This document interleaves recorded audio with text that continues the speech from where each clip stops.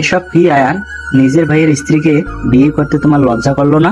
হায় হায়, এ কি যুগ এলো গো! নিজের ভাবিকে বিয়ে করে নিয়ে চলে এসেছে।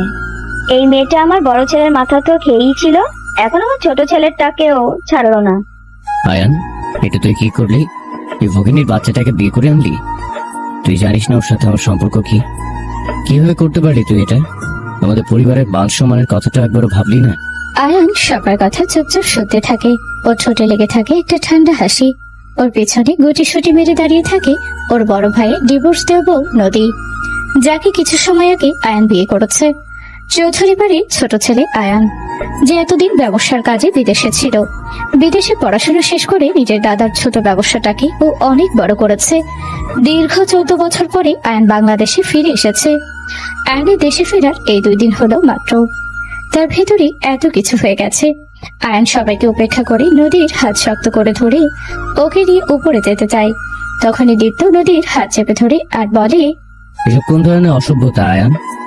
লাজ লজ্জার মাথা খেয়েছিস নাকি? নিজের বড় ভাইয়ের বউয়ের হাত ধরে নিয়ে যাচ্ছিস, তোর লজ্জা করছে না? আর তুই বেশরম মেয়ে একটা। দীপ্তর কথা শুনে নদী লজ্জায় কান্না করে দেয়। ও মাথাটা নিচু করে দাঁড়িয়ে থাকে। দীপ্তর আগে ওর দিকে এমন ভাবে তাকায়, দেখে মনে হয় নদীকে খুন করে ফেলবে।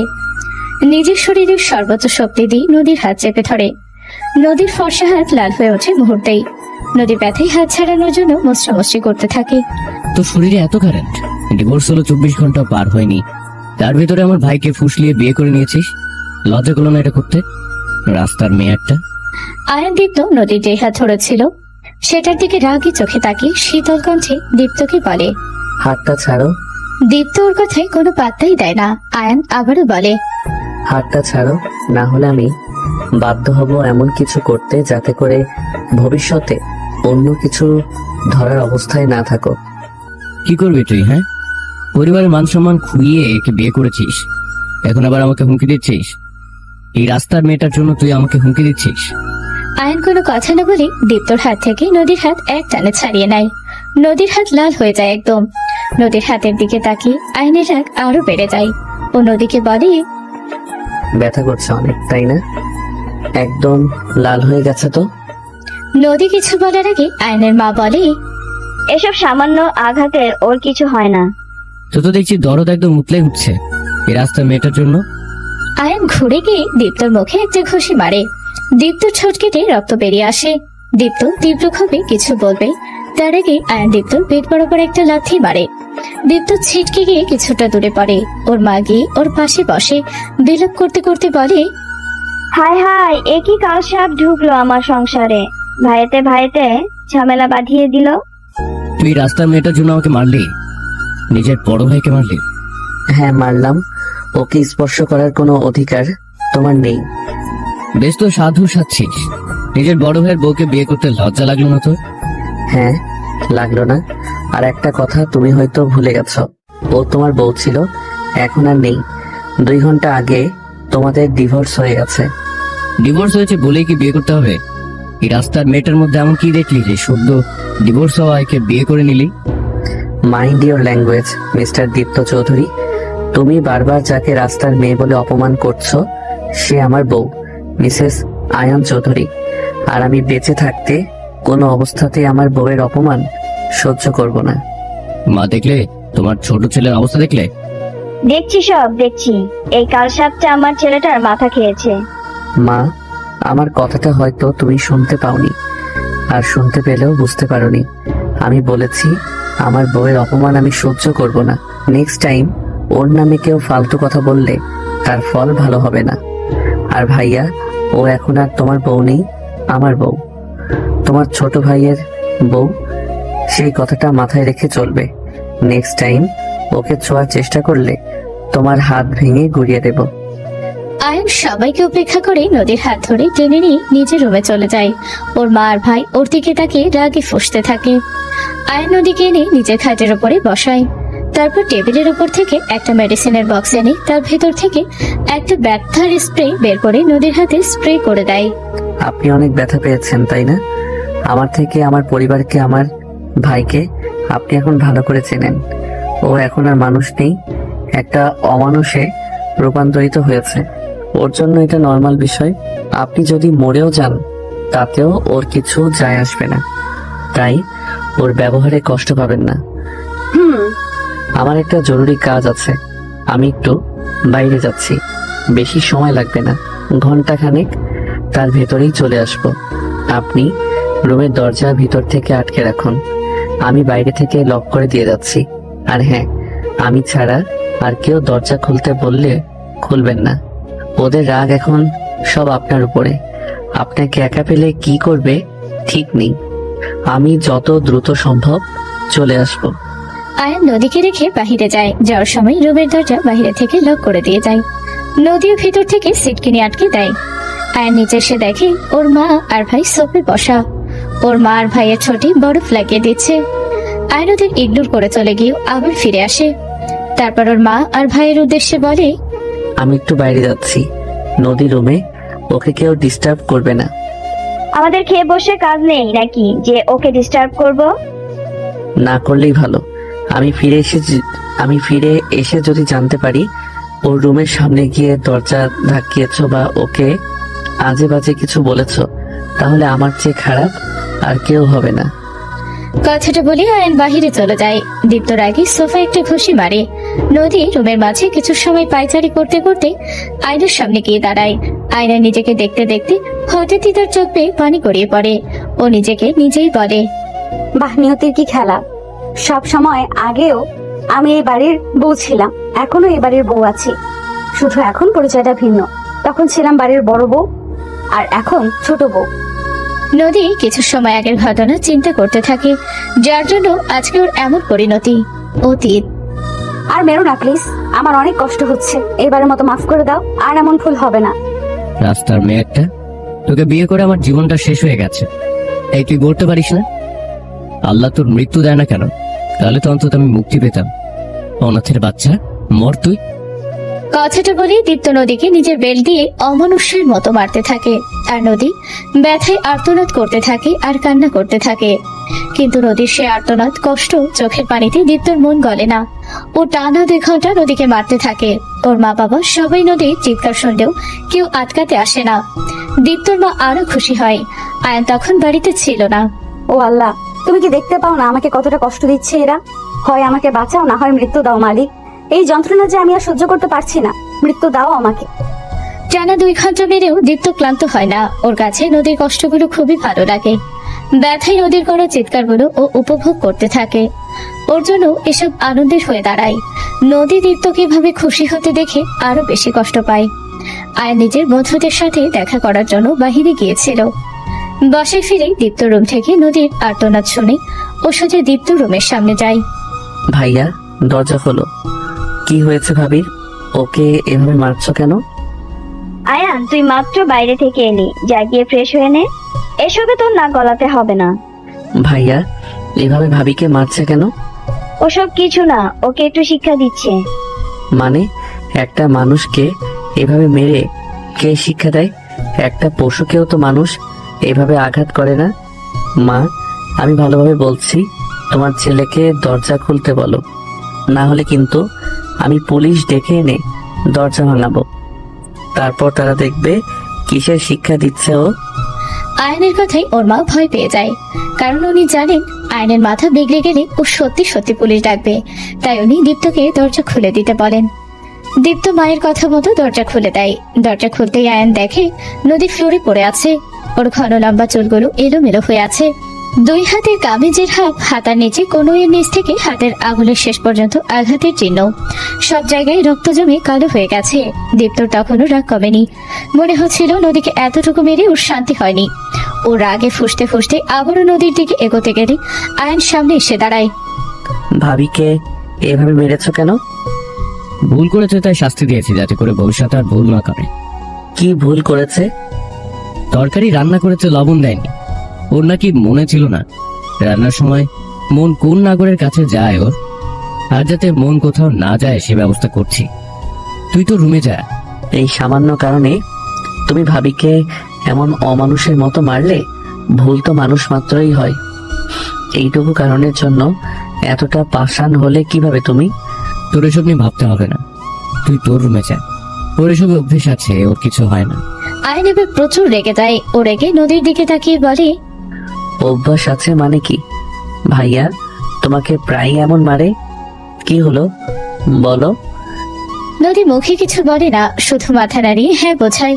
আয়ন রাগে দীপ্তর দিকে তাকিয়ে বলে, ভাইয়া আমি জানতাম আমার ভাই একজন ভালো মানুষ, কিন্তু দিনে দিনে তুমি যে একটা পশুতে পরিণত হয়েছ সেটা আমার জানা ছিল না। তুই কিন্তু একটু বেশিই বলছিস। ও তোর বড় ভাই, আর এই মেয়ের দোষ ও মার খায়। মা তুমি এটা বলছো? একটা মেয়ে হয়ে এসব কিভাবে বলো তুমি? কোথায় নিজের ছেলেকে শাসন করবে তা না করে আরো ওর হয়ে সাফাই গাচ্ছ। তোমারও তো দুইটা মেয়ে আছে, একজন তো শ্বশুর বাড়িতে আছে। একটু চিন্তা করো তো, ওর বর যদি ওর সাথে এমন করতো, সামান্য লবণ কম হওয়ায় যদি তোমার মেয়েকে এমন কয়েক ঘন্টা অমানুষের মতো মারতো, তখন কেমন লাগতো তোমার? এই শোন, আমার মেয়েদের সাথে ওর তুলনা দিবি না একদম। আমার মেয়েদের জন্য আমরা এখনো জীবিত আছি। ওকে কেউ ছোঁয়ার আগে এটা ভাববে যে ওর পরিবার মেনে নেবে না, কিন্তু এই মেয়ের কে আছে? ওর তো কেউ নেই, অনাথ আশ্রমে বড় হয়েছে। না আছে বাপ মা পরিচয়, না আছে বংশ পরিচয়। কার না কার না যায় সন্তান, কে জানে। ব্যাস অনেক হয়েছে, তোমাকে বোঝাতে চাওয়াটাই ভুল হয়েছে আমার। ওর বাবা মা নেই, তার জন্য ওকে এভাবে মারা যায়, তাই তো? তবে মনে রেখো, ওর বাবা মা না থাকলেও ও কিন্তু একজন মানুষ, এদেশের নাগরিক। ওর জন্য আইন আছে, আইন কিন্তু সবার জন্য সমান। আর ভাইয়া তুমি না ওকে ভালোবেসে বিয়ে করেছিলে, তাহলে নিজের ভালোবাসার মানুষের সাথে এ কেমন আচরণ করছো? ওটাই তো সবচেয়ে বড় ভুল করেছে জীবনে। নিজের হাতে নিজের জীবনটা শেষ করে দিয়েছে এই রাস্তার মেয়েটাকে বিয়ে করে। আল্লাহ, ওর হাত থেকে কেন যে আমাকে মুক্তি দেয় না?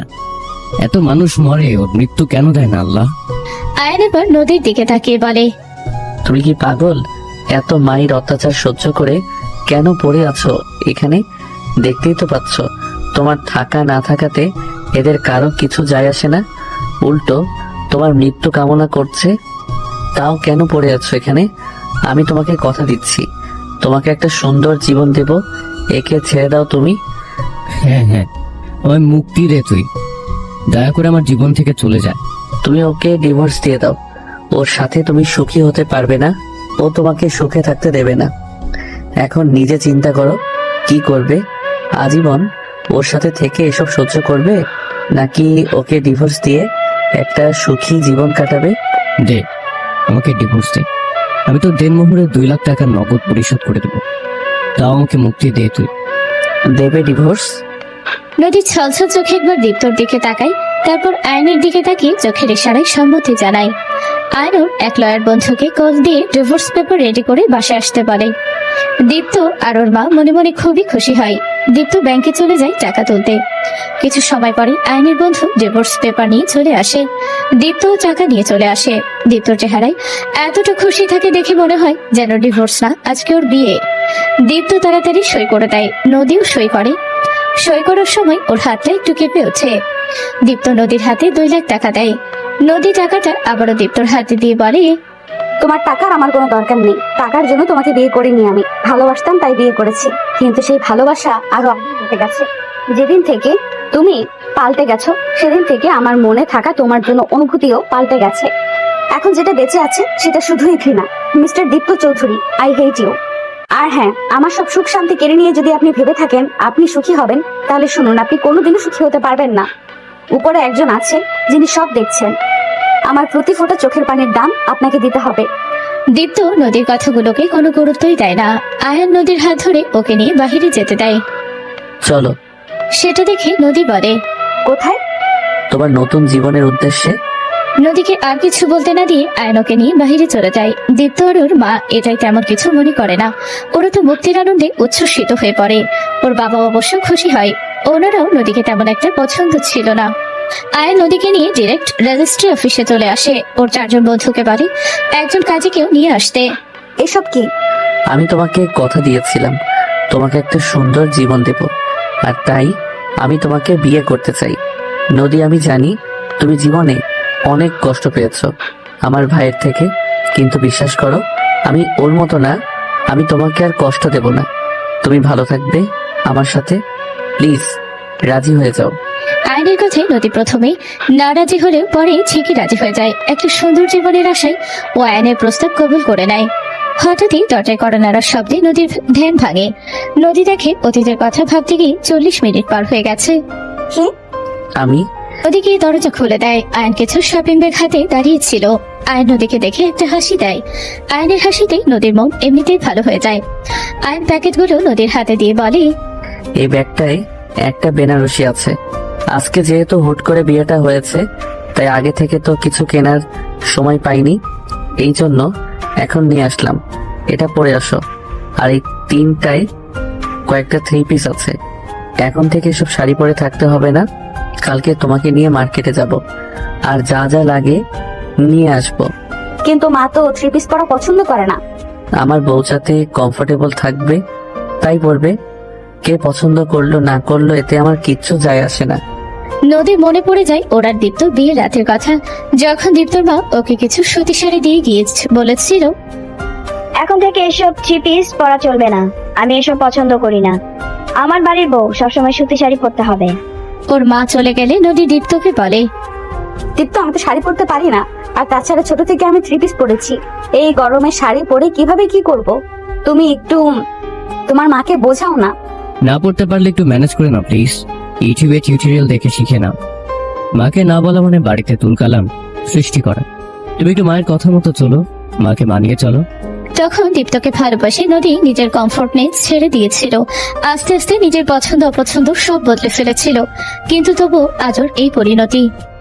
কি ভাবছো? না কিছু না। যাও চেঞ্জ করে আসো। যাচ্ছি। নদী শাড়ির ব্যাগ হাতে নিয়ে অসমে যায়। সেখান থেকে নিজের পরনে সুতির শাড়ি পাল্টে আয়নের রানা খয়েরি বেনারসি শাড়ি পরে নেয়। নিজের চোখে মুখে একটু পানির সিটা দিয়ে ফ্রেশ হয়ে নেয়। নদী অশ্রম থেকে বাহিরে আসতেই আয়নের দিকে মুগ্ধ চোখে তাকিয়ে থাকে। নদীর গায়ের সাথে শাড়ির রং মিশে ওকে অপূর্ব সুন্দর লাগছিল দেখতে।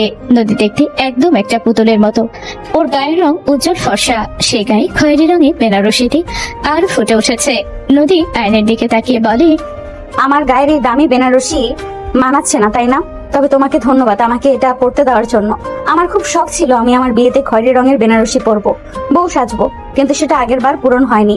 দ্বিতীয়বার হলেও আমার শখটা তো পূরণ হলো তোমার জন্য। আমি জানি তোমার বউ সাজার স্বপ্ন ছিল, কিন্তু আগের বার তুমি আমার ভাইকে যখন বিয়ে করেছিলে ও বেকার ছিল, তার উপর সবার অমতে বিয়ে, তাই আর সেই স্বপ্ন পূরণ হয়নি। আর একটা কথা বলি, বলো। তোমাকে এই বেনারসিতে অপূর্ব সুন্দর লাগছে। আয়নের কথায় নদীর সামান্য লজ্জা পায় ও মাথাটা নিচু করে মনে মনে ভাবে, আমার এই শখের কথা আরিয়ান কিভাবে জানলো? তাহলে কি দীপ্ত ওকে বলেছিল কখনো? অথচ নিজে আমার এই ছোট্ট শখটা পূরণ করেনি। এদিকে এসো। আয়নের কথায় নদীর ধ্যান ভাঙে ও আয়নের সামনে গিয়ে দাঁড়ায়। আয়নের হাতে একটা গহনার বাক্স ধরিয়ে দেয়। নদীকে সেটা খুলে দেখতে বলে। নদী বক্স খুলে দেখে ভেতরে একটা ডায়মন্ডের নেকলেস। সিম্পল ডিজাইনের খুবই সুন্দর একটা নেকলেস, সাথে একজোড়া ডায়মন্ডের দুল আর একটা আংটি। নদী এসব দেখে চমকে যায়। দীপ্ত টাকা হওয়ার পরে কখনো ওকে এত দামে কিছু কিনে দেয়নি। ওর প্রয়োজনীয় জিনিসই ঠিক মতো কিনে দিত না, সেখানে ডায়মন্ড তো স্বপ্ন। আয়ন নিজ হাতে নদীকে নেকলেস আর কানের দুল পরিয়ে দেয়। তারপর হাঁটু গেড়ে বসে রিংটা দিয়ে ওকে প্রপোজ করে। নদী, আমাদের বিয়েটা খুবই তাড়াহুড়োতে হয়েছে। আমি জানি তুমি জীবনে একবার ভুল করেছ, মানুষ চিনতে ভুল করেছ, কিন্তু আশা করছি এইবার আর সেই ভুল হবে না। আমাকে কি তোমার জীবনটাকে সুন্দর করে গুছিয়ে তোলার একটা সুযোগ দেবে? আমি কথা দিচ্ছি তোমাকে আর কোনো কষ্ট পেতে দেব না। আমি বলছি না আমাকে স্বামীর অধিকার দাও, কারণ আমি জানি সেটা এখন তোমার পক্ষে সম্ভব না, কিন্তু অন্তত চেষ্টা করো আমাকে স্বামী হিসেবে মানিয়ে নিতে। সেই চেষ্টাটা কি করবে? আয়নের কথা শুনে নদীর চোখে পানি চলে আসে। ওর কাছে মনে হয় ও খুব মূল্যবান, অনেক মূল্যবান। এমন ভাবে ওকে প্রপোজ করতে পারে নদীর ধারণাই ছিল না। ও আয়নের দিকে নিজের বাম হাত এগিয়ে দেয়। আয়নুর আঙ্গুলে আংটিটা পরিয়ে দেয়। তারপর উঠে দাঁড়িয়ে নদী কিছু বুঝে ওঠার আগে নদীর কপালে একটা আলতো চুমু দেয়। নদী চোখটা বন্ধ করে নেয় আবেশে। এক অন্যরকম শিহরণ বয়ে যায় ওর শরীরে। ও চোখ মেলতেই দেখে আয়ন ওর দিকে মুগ্ধ চোখে তাকিয়ে আছে। আয়ন নিজের পকেট থেকে দুইটা চিকন সোনার চুড়ি বের করে, তারপর নদীর হাতে থাকে সিটি গোল্ডের চুড়ি খুলে নিজের আনা সোনার চুড়ি দুইটা পরিয়ে দেয়। ও নদীর দুই হাত উঁচু করে হাতের পাতে চুমু খায়। নদী শুধু অপলক দৃষ্টিতে ওর দিকে তাকিয়ে থাকে। আয়ন আবারও নিজের পকেট থেকে একটা ছোট্ট বক্স বের করে, যার ভেতরে একটা ডায়মন্ডের নোজপিন ছিল। ওটা খুলে এটা পড়ো। তুমি বিবাহিত ঠিকই, তবে আমার বউ আর আমার বউয়ের শরীরে অতীতের কোনো স্মৃতি থাকুক আমি সেটা চাই না। নদী আয়নের কথা মতো নোজপিন পাল্টে নেয়। নোজপিনটা আমাকে দাও, ওটা যার জিনিস তাকে ফেরত দিয়ে দেব। তার দরকার নেই। কেন? আয়ন মনে মনে ভাবে নদী এখনো দীপ্তকে মনে মনে ভালোবাসে, আর তাই ওর দেওয়া নোজপিন স্মৃতি হিসেবে নিজের কাছে রাখতে চায়। নদী কিছু বলবে তার আগেই আয়ন আবারও বলে, আচ্ছা সমস্যা নেই, তুমি যদি এটা নিজের কাছে রাখতে চাও তো রাখো।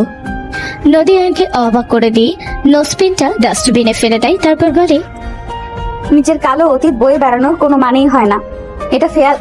এটা ফেরত দেওয়ার কোনো দরকার নেই, কারণ এটা 20 টাকা দামের একটা ওয়ান টাইম নোজপিন।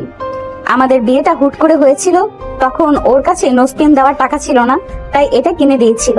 পরে আর সোনার নোজপিন কেনা হয়নি। নদীর কথায় আয়নের ভুল ভাঙে। ও মনে মনে বেশ খুশি হয় নদীর কথায়। আয়ন নদীর হাত ধরে ওকে নিয়ে ব্যালকনিতে যায়। সেখানে একটা দোলনা রাখা, দোলনায় দুজন মানুষ বসার মতো ভালোই স্পেস আছে।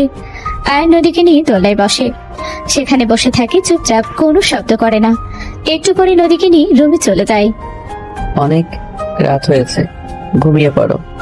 কোথায় শোবো? খাটে ছাড়া আর কোথায় শোবে? আয়নের সাথে এক বিছানায় শুতে নদী একটু আনকমফোর্টেবল ফিল করে। বিছানার এক পাশে নদী গিয়ে গুটিসুটি মেরে শুয়ে পড়ে। আয়নের বিপরীত পাশে গিয়ে শুয়ে পড়ে। নদী একখানে অনেক সময় দেওয়ালের দিকে তাকিয়ে থাকে। চোখ বন্ধ করতেই আয়নকে পেছন থেকে জড়িয়ে ধরে। নদী কিছু বলবে তার আগে ওর কানে কানে বলে, নো মোর সাউন্ড, চুপচাপ ঘুমাও। আমি তোমাকে টাইম দিচ্ছি আমাকে পুরোপুরি ভাবে মেনে নিতে, কিন্তু একজন বিবাহিত পুরুষকে তার ওয়াইফকে না জড়িয়ে ধরে ঘুমাতে বলবে না। এটা স্বামীগত অধিকার, এখানে একদম হস্তক্ষেপ করবে না বলে দিলাম। নদী আর কিছু না বলে ঘুমিয়ে পড়ে। আয়ন নদীকে শক্ত করে জড়িয়ে ধরে ঘুমিয়ে পড়ে। সকালে ঘুম থেকে উঠে নদী দেখে ও আয়নের বুকের মাঝে শুয়ে আছে। নিজেকে আয়নের বুকের মাঝে দেখে নদী কিছুটা লজ্জাও পায়। ও আয়নের বুকের মাঝ থেকে উঠে ওয়াশরুমে চলে যায়। স্কুল লাইফ থেকে নদীর সকালে গোসল করা অভ্যাস। পুরনো অভ্যাস মতো নদী গোসল সেরে নেয়। গোসল শেষ করে নদী আয়নের আনা 3 পিসগুলোর ভিতর থেকে মেরুন কালারের একটা 3 পিস পরে। ও নিচে যায় আয়ন আর ওর জন্য চায়ের নাস্তা বানাতে। ড্রয়িং রুমে নদীর শাশুড়ি আর দীপ্ত বসেছিল। নদীকে ভেজা চুলে নিচে আসতে দেখে দীপ্ত রেগে যায়। ও রেগে নদীর সামনে এসে দাঁড়ায়। নদী দীপ্তকে দেখেও না দেখার ভান করে পাশ কাটিয়ে চলে যেতে চায়। দীপ্ত আবারও নদীর সামনে এসে দাঁড়ায়। সমস্যা কি তোমার? আমার রাস্তা আটকাচ্ছ কেন? গলার জোর তো দেখি বেড়ে গেছে। ডিভোর্স হয়েছে একদিনও হয়ে পারেনি, তার ভিতরে আমার ভাইকে বিয়ে করে নিয়েছিস, আবার ওর সাথে শুয়ে পড়েছিস। কত বড় রাস্তার মেয়ে তুই! লজ্জা শরম বলতে কি কিছু বাকি আছে তোর? নিজেরই ডিভোর্সি বরের ছোট ভাইয়ের সাথে রাত কেমন কাটলো শুনি? সেই প্রশ্নের জবাব নিশ্চয়ই আমি তোমাকে দেব না। তো আমার ভাই খুশি করতে পেরেছে তোকে? চুপ করুন একদম। লজ্জা করে না এসব বাজে বাজে কথা বলতে? বারে তো শুতে লজ্জা করে না আর আমি বললেই দোষ? এই, আপনি আমার সামনে থেকে সরুন তো। আপনার মতো লোকের সাথে আমি কোনো কথা বলতে চাই না। সত্যি কথা বলতো, ভাইয়ের কাছে কি আমার থেকেও বেশি খুশি হয়েছিস? আপনার এসব নোংরা নোংরা কথার জবাব দিতে আমি বাধ্য নই। সামনে থেকে সরুন আমার। নদী দীপ্তকে পাশ কাটিয়ে চলে যেতে চায়। দীপ্ত আবার নদীর সামনে এসে দাঁড়ায়। এবার এসে নদীর এক হাত জোরে চেপে ধরে। ও এতটাই জোরে ধরে যে নদীর হাত মুহূর্তেই লাল হয়ে যায়। নদী হাত মোছামুছি করতে থাকে ছাড়ানোর জন্য, কিন্তু দীপ্ত রেগে আরো জোরে চেপে ধরে। হাত ছাড়ুন আমার। আপনার কোনো অধিকার নেই আমার হাত ধরার। না, তুই এখন আমাকে অধিকার শেখাচ্ছিস? তুই হঠাৎ তুমি থেকে আমাকে আপনি করে কেন বলছিস? খুব পাকড়া গুজিয়েছে তাই না? আরাম দেশে এসেছে মাত্র 1 সপ্তাহের জন্য, তারপরে তোর কি হবে? কে বাঁচাবে তোকে? আমার বিয়ে করা বউ কোথায় যাবে না যাবে সেটা তো তোমার দেখার বিষয় না ব্রো। বিয়ে যখন করেছি ও নিশ্চয়ই আমার সাথেই থাকবে। ওর হাতটা ছাড়ো। আগের দিনের মায়ের কথা ভুলে গেছো বোধহয়, তাই তো আবারও ওর হাত ধরার দুঃসাহস দেখিয়েছো। আমি তোমাকে সাবধান করেছিলাম, সেটা কি ভুলে গেছো? হাত ছাড়ো ওর, তা না হলে ফল ভালো হবে না। আয়নের কথা শুনে আর আয়নকে নিচে নামতে দেখে দীপ্ত নদীর হাত ছেড়ে দেয়। আয়নকে নামতে দেখে ওর মাও সোফা থেকে উঠে আসে। উনি নদীর উদ্দেশ্যে বলে, এই মেয়েটা আমার ছেলের মাথা খেয়েছে। আমার ছেলেটা আগে কত ভালো ছিল, বড় ভাইয়ের সম্মান করত। এই ছেলে এখন বড় ভাইয়ের গায়ে হাত তোলার হুমকি দেয়। অপয়া মেয়ে কথাকার, এতদিন দুধ কলা দিয়ে কালসাপ পুষেছি। এই মেয়ে, তুই এসব কি পড়েছিস? তুই জানিস না আমার বাসায় এসব পড়ার কোনো নিয়ম নেই? আমার বউ কি পড়বে না পড়বে সেটা নিয়ে তোমাদের মাথা ঘামাতে হবে না। ওকে আমি বলেছি 3 পিস পরতে। এটা এখন আর আগের যুগ নেই যে ওকে 12 হাত লম্বা শাড়ি পরে ঘুরে বেড়াতে হবে। দেখ আয়ান, আমার সাথে তুই যেমন ব্যবহারই করিস না কেন, মায়ের সাথে এমন ব্যবহার কিন্তু তুই করতে পারিস না। মা যদি সে আগের মতো থাকতো তাহলে আমি ঠিকই মাকে সম্মান করতাম, মায়ের কথাই গুরুত্ব দিতাম। কিন্তু তোমার মতো মাও তো বদলে গেছে। নদীর প্রতি মায়ের আচরণ দেখেই সেটা আমি বুঝতে পেরেছি। নদী আমার বিয়ে করা বউ, আর আমার বউকে কেউ অসম্মান করবে সেটা আমি সহ্য করব না। ওর ভালো খারাপের দায়িত্ব আমার। এই অসহ্য গরমের ভিতর ও 12 হাত শাড়ি পরে কষ্ট পায়, সেটা তো আমি হতে দেব না। ও যেটাতে কমফোর্টেবল ফিল করে সেটাই পরবে। আমাদের বাড়িতে থেকে ও এসব পড়তে পারবে না। ওর যদি এসব পড়তে মন চায় তাহলে ও বাড়ি থেকে বেরিয়ে গিয়ে পড়ুক। আমার বউকে বাড়ি থেকে বের করে দেওয়ার তুমি কে? আয়ান, এবার একটু বেশি বেশি হয়ে যাচ্ছে না? মায়ের সাথে কেমন ব্যবহার করছিস তুই? ও প্লিজ, তুমি এখন আমাকে ব্যবহার শেখাতে এসো না। আগে নিজে শেখো কিভাবে একটা মেয়ের সাথে ব্যবহার করতে হয়। একটা মেয়ে যার দায়িত্ব নেবে বলে সারা জীবন খেয়াল রাখবে বলে তাকে নিজের সাথী করে নিয়ে এসেছিলে, অথচ পরবর্তীতে কি করেছো, তাকে অমানুষের মতো মেরেছো। সেই তুমি এখন আমাকে ব্যবহার শেখাতে এসেছো। আর হ্যাঁ, তোমরা হয়তো ভুলে যাচ্ছ এই বাড়িটা আমার নামে। দাদা মারা যাওয়ার আগে এই বাড়ির অর্ধেকটা আমার নামে লিখে দিয়ে গিয়েছিল, তাই আমার অংশে কে থাকবে না থাকবে সেটার সিদ্ধান্ত আমি নিব। নদী আমার বউ, আমার সাথে এই বাড়িতে থাকবে। ওর যা মনে চায় করবে, যা মনে চায় পড়বে, সেটা তোমাদের দেখার বিষয় না। তোমরা এতে নাকও গলাবে না, আর ওকে বাড়ি থেকে বের করার চিন্তাও মাথায় আনবে না, তাহলে ফল ভালো হবে না। আয়নের কথা শুনে কেউ আর কিছু বলার সাহস পায় না। আয়ন নদীকে নিয়ে কিচেনে চলে যায়। সেখানে গিয়ে নদীর জন্য আর নিজের জন্য একটা চুলে চা বসায়। তারপর নদীকে বলে, বিদেশে থাকতে আমি নিজের রান্না সবসময় নিজেই করতাম, তোমার কিছু করতে হবে না। আজকে ব্রেকফাস্ট আমি বানাচ্ছি। না না, তার কোনো দরকার নেই। তুমি রুমে যাও, আমি ব্রেকফাস্ট বানিয়ে নিয়ে আসছি। শোনো, একদম একটা লক্ষ্মী মেয়ের মতো চুপ করে এখানে দাঁড়িয়ে থাকো। ব্রেকফাস্ট আজকে আমি বানাবো, তুমি শুধু দাঁড়িয়ে দাঁড়িয়ে দেখো, আর আমার কোনো হেল্প লাগলে আমি বলবো। আয়নও নদীর জন্য 4টা ব্রেড টোস্ট করে নেয় আর 2টা ডিম পোচ করে নেয়, সাথে 2 কাপ চা। ওরা নদীর প্লেট গুছিয়ে 2 হাতে 2টা প্লেট নিয়ে উপরে যায় আর নদীকে ওর পিছু পিছু আসতে পারে। আয়ন নদীর সামনে হাঁটছিল। ওরা দুজন উপরে উঠতে যাবে, তখনই ওর মা ওদের ডাক দেয়। নদী, আমাদের নাস্তা কোথায়? তোমাদের নাস্তা কোথায় সেটা নদী কিভাবে জানবে? নিজেদেরটা নিজেরা বানিয়ে নাও। সবার রান্না নদীই করে। তোমার বড় ছেলে বাসার কাজের লোকদের ছাড়িয়ে দিয়ে নিজের বউকে কাজের লোক বানিয়ে রেখেছিল এতদিন, কিন্তু আমি আমার বউকে রাজরানী করে রাখার কথা দিয়েছি। চাকরানি না, ও আজকে থেকে কোনো কাজ করবে না। তোমাদের কাজ যদি পারো তো নিজেরা করো, না হলে কাজের লোক রেখে নাও। আমার বউ কারো কাজের লোক না যে সবার ফাই ফরমাইশ খাটবে। আয়ন নদীকে নিয়ে উপরে চলে যায়। এদিকে দীপ্ত আর ওর মা রাগে ফুঁসতে থাকে।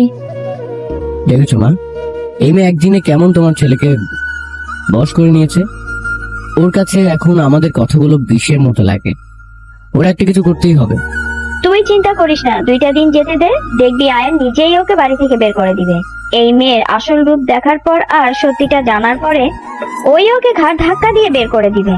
এখন যা তো, মোড় থেকে গিয়ে নাস্তা নিয়ে আয়, খুব খিদে পেয়েছে। এর ব্যবস্থা পরে করা যাবে। মায়ের কথা মতো দীপ্ত মোড়ে গিয়ে নাস্তা নিয়ে আসে। দুপুরবেলায় আয়ন নদীকে রান্না করতে দেয় না, নিজেই ওরা নদীর জন্য বিরিয়ানি রান্না করে।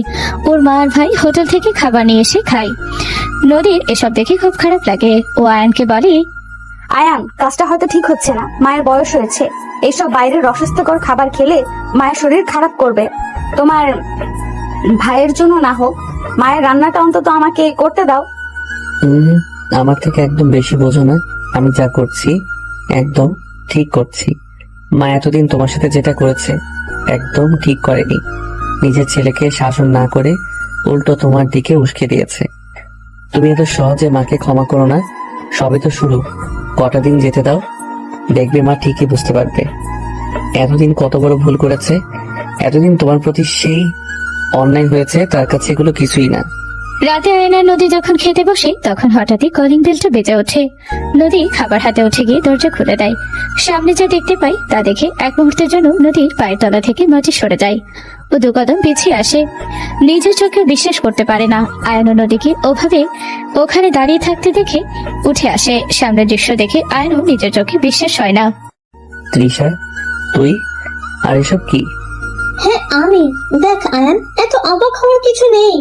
আমি আর দীপ্ত একে অপরকে ভালোবাসি। দীপ্তর যখন ডিভোর্স হয়ে গেছে তখন আমাদের বিয়েতে তো কোনো বারণ নেই, তাই না? তুই আমার ভাইকে ভালোবাসিস মানে কি? তুই সব কি বলছিস? ওর ডিভোর্স হয়েছে কালকে, আর একদিনেই তুই ওকে ভালোবেসে ফেললি? আজও একদিনে কেন ভালোবাসতে যাব? আমাদের 2 বছরের সম্পর্ক, আমরা একে অপরকে 2 বছর ধরে ভালোবাসি। Are you out of your mind? তুই সব কি বলছিস? তুই আমার ভাইকে ভালোবাসিস মানে কি? আমার ভাই 2 বছর আগে মেরিড ছিল, ইভেন গতকাল অব্দিও মেরিড ছিল। তাহলে ওর সাথে কিভাবে তোর 2 বছরের সম্পর্ক হয়? এই শোন, এত কিছু জবাবদিহিতা আমরা তোকে করতে বাধ্য নই, বুঝলি? আমরা কবে কখন ভালোবেসেছি না বেসেছি তাতে তোর কি? আমরা একে অপরকে ভালোবাসতাম, এখন বিয়ে করেছি।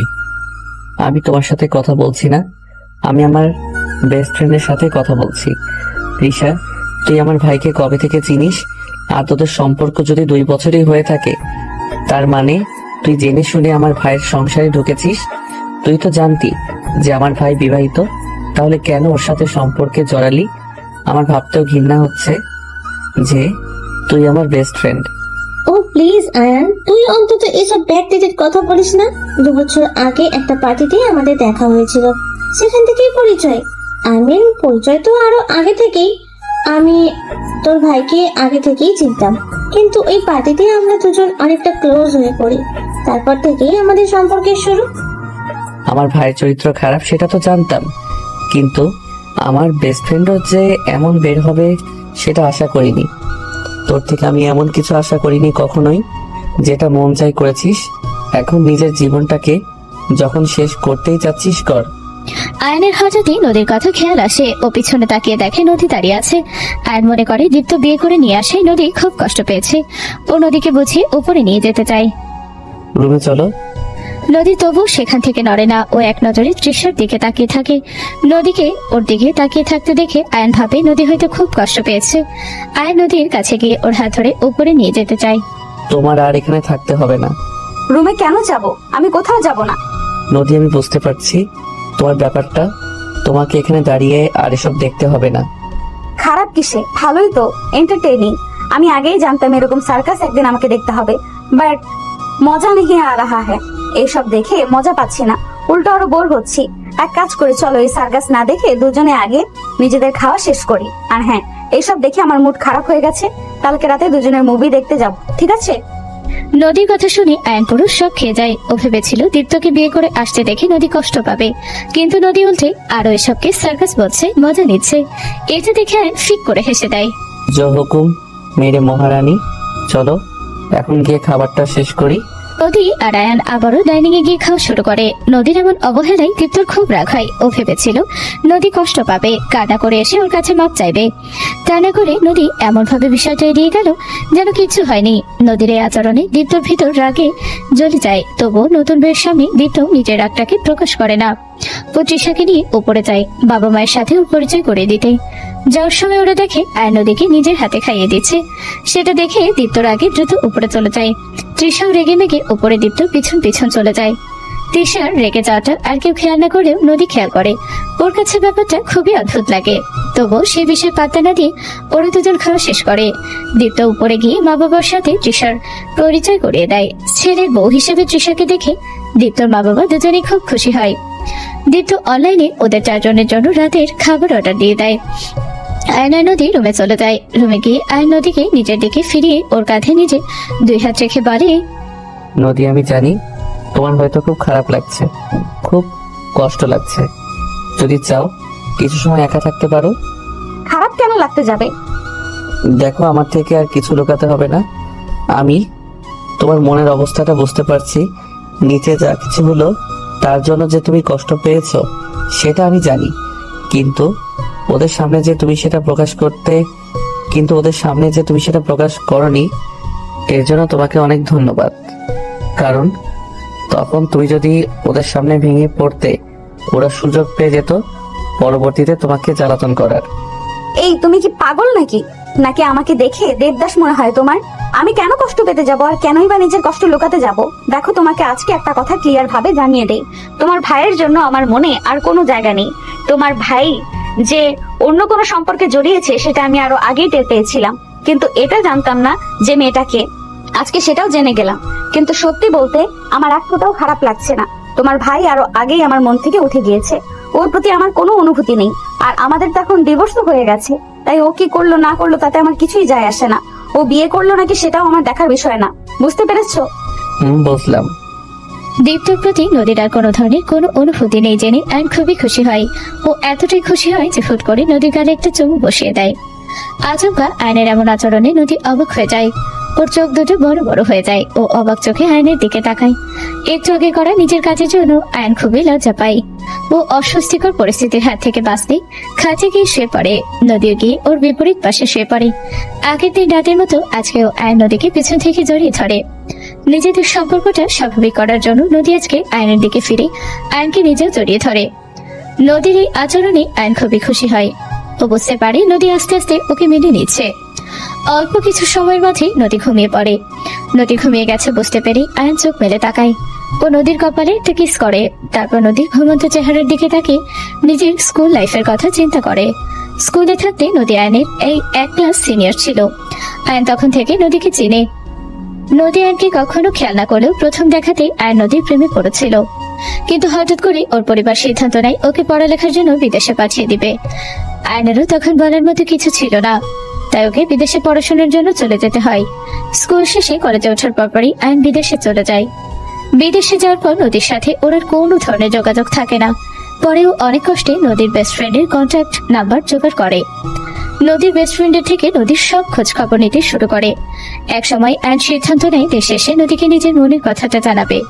তখনই নদীর বেস্ট ফ্রেন্ড ওকে জানায় নদী একটা ছেলের সাথে রিলেশনে আছে। এ কথা জানার পরে আয়নের মনটা ভেঙে যায়। ও তারপর থেকে আর নদীর কোনো খোঁজ খবর নেয় না, কিন্তু মনে মনে ঠিকই সবসময় নদীকে ভালোবেসে চলে। এক সময় ওর বড় ভাই জানায় সে একটা মেয়েকে পছন্দ করে এবং ওরা দুজন খুব শীঘ্রই বিয়ে করবে।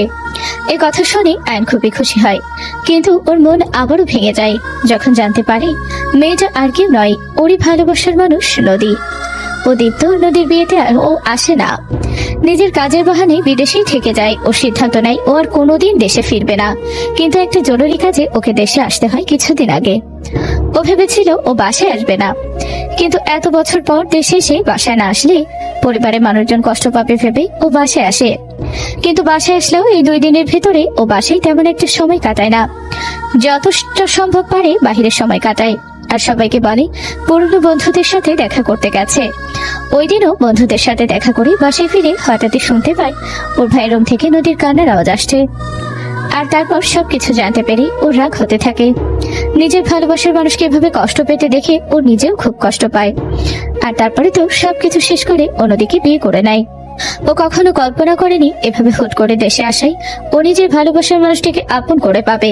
পুরোনো দিনের কথা আর বর্তমানের কথা চিন্তা করতে করতে আয়নের চোখেও ঘুম চলে আসে। ও নিজেও ঘুমিয়ে পড়ে। প্রতিদিনের অভ্যাস মতো সকালবেলা উঠে নদী গোসল সেরে নেয়। গোসল শেষ করে ও কিচেনে যায় নিজেদের জন্য নাস্তা তৈরি করতে। নদী আর আয়নের জন্য স্যান্ডউইচ বানাচ্ছিল, তখন কিচেনে এসে হাজির হয় তৃষা। তৃষাকে দেখে নদী ইগনোর করে নিজের কাজ করতে থাকে।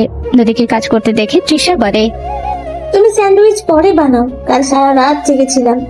আমার না খুব মাথাটা ধরেছে, আমার জন্য এক কাপ ব্ল্যাক কফি বানিয়ে দাও।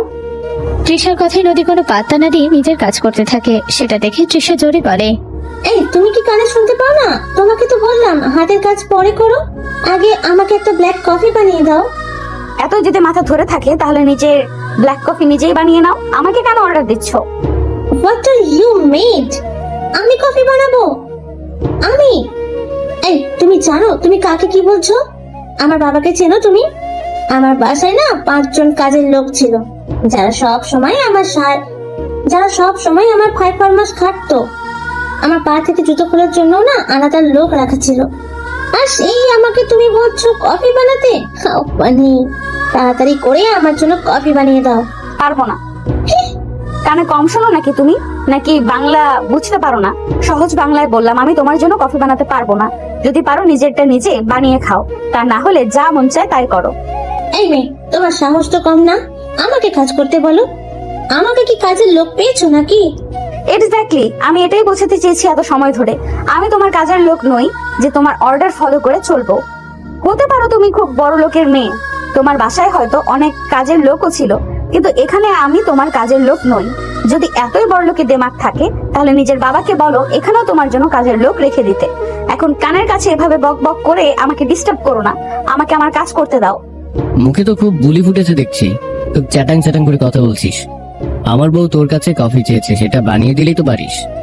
তখন সেগুলো আমি নিজের ইচ্ছায় করতাম, নিজের দায়িত্ববোধ থেকে করতাম, বাধ্য হয়ে করতাম না। আর এখন এই কফি বানানোটা আপনার স্ত্রী আমাকে বাধ্য করেছে। বাট সরি, আমি এখন কারোর হুকুম মানতে বাধ্য নই। এক কাপ কফি তো বানাতে বলেছে, এতে এত নাটক করা কি আছে? আগেও তো ঘরে সব কাজ করতি, তাহলে তখন তো এত নাটক করতি না। আগের ব্যাপারে এখন আর এই ব্যাপারটা সম্পূর্ণ আলাদা। আগে আমি এই বাড়ির বউ ছিলাম, তাই কাজ করতাম। হ্যাঁ, এখনো এই বাড়ির বউ আছি আমি, কিন্তু জায়গাটা পরিবর্তন হয়েছে। আগে যে আমার স্বামী ছিল সে আমাকে কাজের লোকের মতো ট্রিট করতো, তাই আমি ঘরের সব কাজ করতাম। কিন্তু এখন যে আমার স্বামী, সে আমাকে মহারানীর মতো করে রাখে, তা আমি কেন করতে যাব কাজের লোকের মতো কাজ? আর ওই যে বললেন না শুধুমাত্র 1 কাপ কফি বানানোর ব্যাপার, তো সেটা আপনার বউকে নিজেকেই বানিয়ে নিতে বলুন। আর যদি আপনার এতই কষ্ট লাগে নিজের বউয়ের জন্য, তাহলে আপনি বরং বানিয়ে দিন কফিটা। এই মেয়ে, বেয়াদবি করবি না। আমার বৌমার মাথা ধরেছে। ও যখন বলেছে কফি তোকে বানাতে হবে, তার মানে তোকেই বানাতে হবে। তুই তো এখন আমার ছোট ছেলের বউ, তাই না? তো আমি শাশুড়ি হয়ে তোকে আদেশ করছি, এখনই কফি বানিয়ে নিয়ে আয়। নদীর বাবা মা না থাকায় ও নিজের শাশুড়িকে নিজের মায়ের মতোই ভালোবাসে। ও সবসময় ওর শাশুড়িকে যথেষ্ট সম্মান করে। এর আগেও ওর শাশুড়ি ওকে জানোই তাই বলে অপমান করার পরেও তিনি মুখ ফুটে কিছু বলতে পারেনি। নদী তাই সামনে হাজির করেছে, তাই আজকে উনি মনে করেন ওনার আদেশ নদী পালন করবে। নদীর স্যান্ডউইচ বানানো শেষ করে কফির জন্য পানি বসায়। সেটা দেখে দীপ্ত, তৃষা আর ওর শাশুড়ি খুব খুশি হয়। ওদের চোখে মুখে বিজয়ের হাসি লেগে থাকে। নদী আর চোখে তৃষার দিকে একবার তাকায়, দেখে তৃষা ওর দিকে শয়তানি হাসি দিয়ে চেয়ে আছে, যেন ওকে বোঝাতে চাইছে ও জিতে গেছে। নদী সুন্দর মতো 1 কাপ কফি বানায়। কফি মগ কিচেনে রেখে নদী স্যান্ডউইচের প্লেট হাতে করে নিয়ে এসে ডাইনিং এ রাখে। তারপর গিয়ে কফির মগটা নিয়ে আসে। নদীকে কফির মগ হাতে করে আসতে দেখে তৃষা হাত এগিয়ে দেয়, কিন্তু নদী তৃষাকে উপেক্ষা করে কফির মগটা নিয়ে গিয়ে ডাইনিং টেবিলের একটা চেয়ারে বসে। তারপর আরাম করে বসে বসে কফিতে একটা চুমুক দেয়। তারপর নিজেকে বলে, আরে বাহ নদী, তোর হাতে তো জাদু আছে, কফিটা তো সেই হয়েছে। নদীকে কফিটা নিজের জন্য বানাতে দেখে তৃষা খুব রেগে যায়। দীপ্ত আর ওর শাশুড়িও খুব রেগে যায়। তৃষা রেগে নদীর সামনে গিয়ে দাঁড়ায়, টেবিলের উপরে জোরে একটা চড় মেরে বলে, এই তুমি আমার কফি কেন খাচ্ছ? তোমার কফি মানে কি? কফিটা কি তুমি বানিয়েছো নাকি? আমি তো তোমাকে বললাম ওর জন্য কফি বানাতে, তাই তো তুমি কফি বানাবে। এখন ওকে না দিয়ে সেটা নিজে কেন খাচ্ছ? হ্যাঁ, আপনি আমাকে আদেশ করেছিলেন ওর জন্য কফি বানাতে, কিন্তু আমি কি একবারও বলেছি আমি ওর জন্য কফি বানাবো? মানে কি? মানে হচ্ছে এটাই যে আমি আপনার বউয়ের জন্য কফিটা বানাইনি, কফিটা আমি নিজের জন্যই বানিয়েছি। যদি আপনাদের এতই কফি খেতে মন চায় তো নিজেরা বানিয়ে খান না, আমাকে কেন ডিস্টার্ব করছেন? তুমি আমার জন্য কফি বানাবে না তাই তো? ঠিক আছে, আমি যদি কফি না খাই তাহলে তোমাকেও এই কফি খেতে দেবো না। তৃষা রেগে নদীর হাত থেকে কফির মগটা ছিনিয়ে নেয়, তারপর সেটা ফ্লোরে ছুঁড়ে মারে। নদী চেয়ার থেকে উঠে দাঁড়ায়, এক নজর নিজে ভাঙা কফির মগটার দিকে তাকিয়ে তৃষার দিকে ফিরে তৃষার গালে সজোরে একটা চড় বসায়। নদীর এমন কাণ্ডে সবাই হতভম্ব হয়ে পড়ে। দীপ্তর মা আর দীপ্ত একে অপরের মুখ চাওয়াচাই করতে থাকে। নদী আগে অনেক শান্ত স্বভাবের ছিল, ওদের সবার অপমান অপদস্থ মারধর সব চুপচাপ সহ্য করে নিত। সেই নদী আজকে তৃষাকে চড় মেরেছে, এটা যেন ওদের কারোরই বিশ্বাসই হতে চায় না। How dare you! তুমি আমাকে চড় মারলে? তুমি জানো এর ফল কি হতে পারে? তোমার মতো ভিখারির বাচ্চা এত সাহস পাও কোথা থেকে আমাকে চড় মারার? এই চরটা যদি তোমার মা বাবা তোমাকে ছোট থাকতে দিত না, তাহলে আজকে এই ধরনের অসভ্যতামি তুমি করতে পারতে না। তোমার সাহস হলো কি করে আমার হাত থেকে কফির মগ ছিনিয়ে নিয়ে সেটা ছুঁড়ে ফেলো? আমার বানানো কফি তোমাকে ফেলানোর অনুমতি কে দিয়েছে? নদীর ব্যবহারে সবাই অবাক হলেও দীপ্ত রেগে নদীর সামনে এসে দাঁড়ায়। তারপর নদীকে চড় মারার জন্য হাত উঁচু করে বলে, তো সাহস খুব বেড়ে গেছে না? এত বড় স্পর্ধা, তুই আমার বউয়ের গায়ে হাত তুলিস? আজকে দেখ আমি তোকে কি করি। কথাটা বলে দীপ্ত নদীকে চড় মারতে নেয়। তখনই আয়ান এসে দীপ্তর হাত ধরে ফেলে আর বলে, তুমি আবারও আমার বউয়ের গায়ে হাত তোলার চেষ্টা করেছো? আগের দিনের ওয়ার্নিং কি ভুলে গেছো নাকি? তাহলে আবারও মনে করে নাও। খবরদার, আমার বউয়ের গায়ে যদি একটা ফুলের টোকাও লাগে তাহলে কিন্তু আমি কাউকে ছেড়ে কথা বলবো না। বাহ, তুই তো ভারী স্বার্থপর। তোর ভাই তোর বউকে মারছে, এটা তুই দেখলি, অথচ তোর বউ যে আমাকে মারলো সেটা তোর চোখে পড়লো না? নদী যা করেছে একদম ঠিক করেছে। তুই এটারই প্রাপ্য। এতক্ষণ যা যা হয়েছে আমি সব দেখেছি সিঁড়ির উপর দাঁড়িয়ে। তুই কে আমার বউকে হুকুম দেয়ার? আর তোরা কিভাবে ভাবলি ও তোদের জন্য কাজ করবে? এতে হুকুমের কি আছে? তোমার বউয়ের কাছে শুধু এক কাপ কফি চাওয়া হয়েছিল। মা, তুমি এদের সাথে তাল দিচ্ছ? তোমাদের কত সুন্দর এক্সপেকটেশন, তাই না? যেই মেয়ে 2টা বছর ওর হাজবেন্ডের সাথে পরকিয়া করেছে, যার জন্য ওর সংসার ভেঙেছে, যে কিনা এখন ওর এক্স হাজবেন্ডের ওয়াইফ, সে ওকে কফি বানাতে বলবে আর ও হাসি মুখে নাচতে নাচতে কফি বানিয়ে দিবে, তাই না? আসলেই তোমরা কত কিছু ভাবতে পারো। ওর জায়গায় তুমি হলে তুমি পারতে নিজের জীবন ধ্বংসকারীর জন্য কফি বানাতে? আয়নের কথা শুনে ওর মা একদম চুপ হয়ে যায়। আর তৃষা, তোর কি সামান্য লজ্জাটুকুও নেই? যার জীবনটা একদম ছারখার করে দিয়েছিস, যার থেকে তার স্বামীকে কেড়ে নিয়েছিস, তার এত সুন্দর গোছানো সংসার কেড়ে নিয়েছিস, তার ভালোবাসার মানুষটাকে কেড়ে নিয়েছিস, আবার তাকে এসে বলছিস তোর জন্য কফি বানাতে? তোর ভিতরে যদি সামান্য লজ্জা বোধটুকু থাকতো তাহলে তুই এটা করতে পারতি না। তোর জন্য একটা চর যথেষ্ট না। তোর এই কাজের জন্য সামান্য একটা চর কিছুই না। এর থেকে বড় শাস্তি ডিজার্ভ করিস তুই। আর ভাইয়া, তুমি যে কিনা একসময় এর স্বামী ছিলে, ওর সাথে একটা কমিটমেন্টে থেকেও দিনের পর দিন ওকে ঠকিয়ে গেছো, ওর সাথে অন্যায় করেছো, অবিচার করেছো, যখন খুশি তখন ওকে অত্যাচার করেছো, আবার ওর সামনে নিজের পরকীয়া প্রেমিকাকে বিয়ে করে নিয়ে এসেছো। তারপরও তুমি চাও যে তোমার সব হুকুম ও পালন করবে? আল্লাহ যে আসলে তোমাদের কি দিয়ে তৈরি করেছে! না আছে লজ্জা, না আছে বিবেক। নদী, আমাদের নাস্তা তো রেডি, তাই না? আজকে আর এখানে বসে খাবো না, চলো রুমে নিয়ে চলো। তুমি নাস্তার প্লেটটা নিয়ে যাও, আমি চা বানিয়ে নিয়ে আসছি। আয়ন চলে যেতেই নদী আবারও রান্নাঘরে গিয়ে ওরা আয়নের জন্য দুধ চা বানিয়ে নেয়। তারপর একটা ট্রেতে চায়ের কাপ দুটো নিয়ে উপরে চলে যায়। আয়নের থেকে বকা শুনে দিশা আরো রেগে যায়। ওর শাশুড়ির সামনে দাঁড়িয়ে বলে, মা, আপনি দেখলেন এই মেয়েটা আপনার ছোট ছেলেকে কিভাবে বশ করেছে?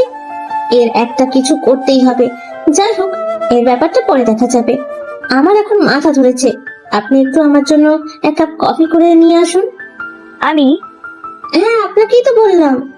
দীপ্ত, তোর মা একবার দীপ্তর দিকে তাকাই দেখে দীপ্ত চুপচাপ দাঁড়িয়ে আছে। সেটা দেখে উনি তৃষাকে বলে, দেখো বৌমা, আমার তো বয়স হয়েছে, তুমি এ বাড়ির বড় বউ, সবার জন্য নাস্তা বানানো তোমার দায়িত্ব। মাথা ধরেছে বুঝলাম, কিন্তু নাস্তাও তো বানাতে হবে। অনেক বেলা হয়ে গেছে, আজকে বরং তুমি চলো, আমি তোমাকে সাহায্য করে দিব। কালকে থেকে না হয় তুমি নিজেই সবটা করো। চলো দুজনে মিলে নাস্তা বানিয়ে নিয়ে আসি। আমি সবার জন্য নাস্তা বানাবো? তুমি এ বাড়ির বউ, তোমার শ্বশুরের জন্য, তোমার স্বামীর জন্য, আমার জন্য শুধু নাস্তা না, 3 বেলার রান্নাও তো তোমাকেই করতে হবে। এটাই তো বাড়ির বউদের কর্তব্য। দীপ্ত, তোমার মা এসব কি বলছে? আমাকে এখন সবার জন্য রান্না করতে হবে? Like serious? তুমি জানো না আমি যে রান্না করতে পারি না? তোমার মাকে এসব বলনি তুমি? দেখুন মা, আমি একটু আগে নদীকেও বলেছি আর আপনাকেও বলছি, আমি এসব রান্না করা পারি না। আমার বাড়িতে না 5 জন কাজের লোক ছিল এসবের জন্য, তাই আমার থেকে এসব এক্সপেকটেশন রাখবেন না। যাই হোক, আমার এত কথা বলতে ভালো লাগছে না, আমার মাথাটা খুবই ব্যথা করছে। আপনি প্লিজ আমার জন্য এক কাপ কফি করে দিন, আর তারপরে আমাদের 3 জনের জন্য নাস্তাটা বানিয়ে ফেলুন। দীপ্ত, ও এসব কি বলছে? আমি নাস্তা বানাবো তোদের জন্য। হ্যাঁ বানাবে, এটার অবাক হওয়ার কি আছে? আগেও তো বানাচ্ছে তাই না? বা দেখো, কাল সারা রাত ঠিকভাবে ঘুম হয়নি, এখন এত কিছু আর ভালো লাগছে না। তুমি আগে ওর জন্য 1 কাপ কফি বানাও, তারপর আমাদের 4 জনের নাস্তাটাও বানিয়ে ফেল। অনেক খিদে পেয়েছে। কথাটা বলে দীপ্ত আর তৃষা উপরে চলে যায়। দীপ্তর মা দীপ্তর আচরণে একদম তপ্তা খেয়ে যায়। উনি রান্নাঘরে গিয়ে তৃষার জন্য কফি বসায় আর রুটি বানানোর জন্য আটা মেখে নেয়। রুটি ছেঁকার সময় উনি একটু অন্যমনস্ক ছিলেন। ঠিক তখনই ওনার হাতটা পড়ে যায়। উনি তাড়াতাড়ি পোড়া হাত বেসিনের পানি নিচে ধরেন।